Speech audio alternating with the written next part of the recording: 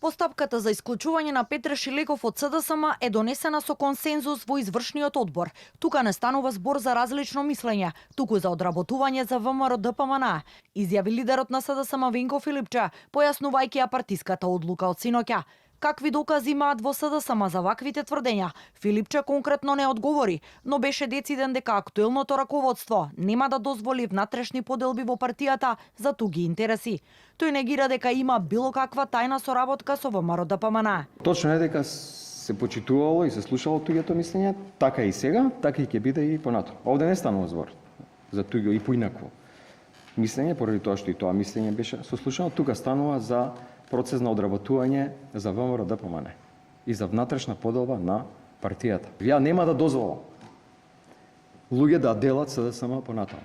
Затоа што имаме работа со криминална и корумпирана власт. Ваков пад на ВМРО ДПМН до сега немало, а ние имаме раст. Единствено нешто што може да прават е да делат партијата од внатре. Таква поделба се случи у 21 година.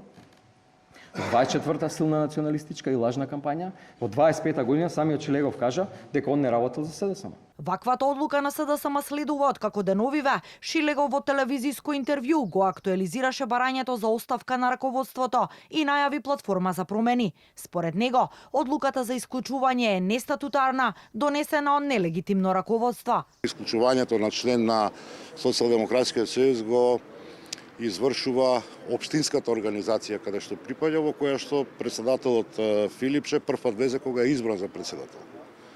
Па еве ќе искористам приликата, ако веќе сака да проведе таква иницијатива, да дојде во општинската Карпош, таму ќе разговараме со членството, јас ќе се потрудам да го има сериозно многу, и за моето исклучување, меѓутоа и за неговото заминување. Како може да биде грев да барате оставка од председател кој што партијата ја направи да биде пета во Скопје, трета во Куманово, трета во Битола, трета во Велес, трета во Штип, во Битола, во Прилеп.